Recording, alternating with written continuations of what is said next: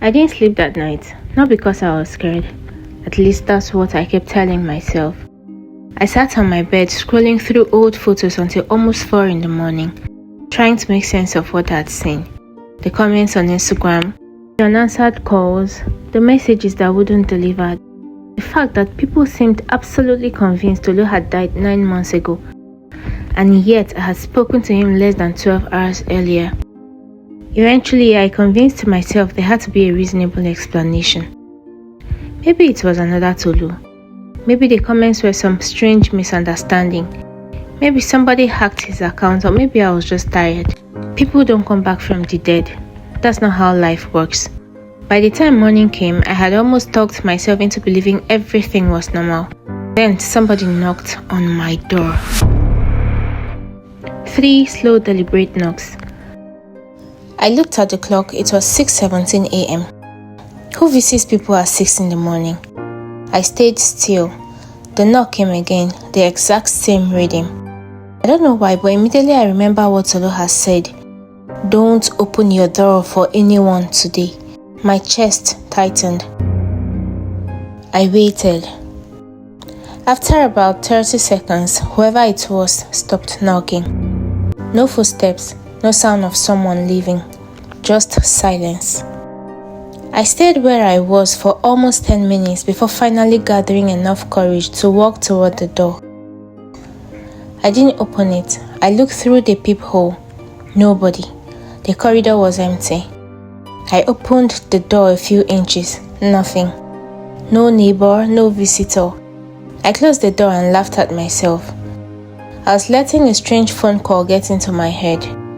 Around noon, my friend Steph called.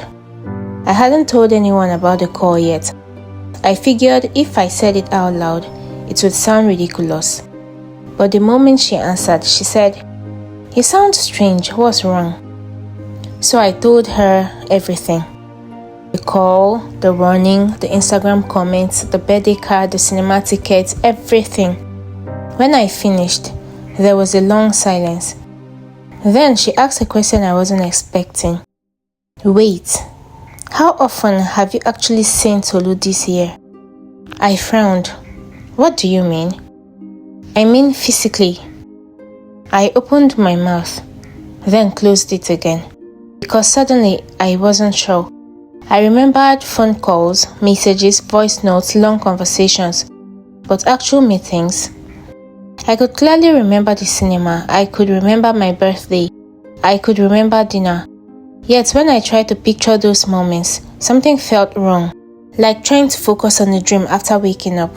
The details kept slipping away. Steph must have heard the hesitation. "Think about it carefully," she said. Then she hung up. For the rest of the day, I couldn't stop thinking about her question. That evening, I opened my gallery again. I found the cinema photos. There were 6 pictures. In every single one, I was alone. At first, I thought I had selected the wrong album. Then I checked again. Selfies, mirror pictures, pictures of popcorn, pictures of movie tickets. No Tolu. Not even one. I stared at them for about a minute. I knew he had been there. I remembered him being there. So why wasn't he in any of the photos? The birthday card was even stranger. I pulled it from my drawer. I had read it dozens of times before. I opened it again. The handwriting looked familiar, but suddenly I wasn't completely sure it was his. It looked different. It looked like something I had seen before, somewhere close. My stomach dropped. I grabbed an old notebook from my shelf, one I used for work meetings. I flipped through the pages, and then I found the note I had written months ago. The handwriting matched exactly. The birthday card wasn't written in Tolu's handwriting. It was written in mine. I nearly dropped it. At that exact moment, my phone vibrated. Unknown number.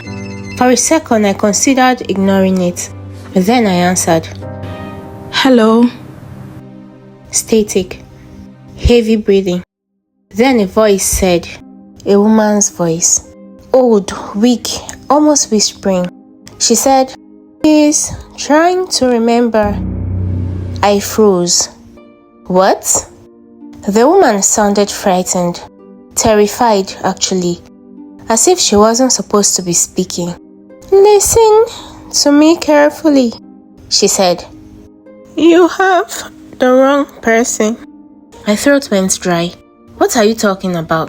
The woman began crying softly, the kind of crying that sounds exhausted. Then she said, "The one who died wasn't Tolu." My heart stopped. Before I could ask another question, the line disconnected. I stared at the screen. Unknown number, no caller information, nothing. I called back. The number did not exist. That night, the rain started again. Not heavy, just enough to tap softly against my window.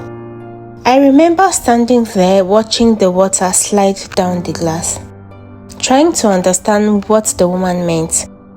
The one who died wasn't Tolu. Then who was it? My phone buzzed. I opened it immediately. One new WhatsApp message. No profile picture, just a single image. An old newspaper clipping. The headline read, "Port Harcourt man found dead during storm." The room around me seemed to tilt, because the face staring back at me wasn't Tolu. It was mine.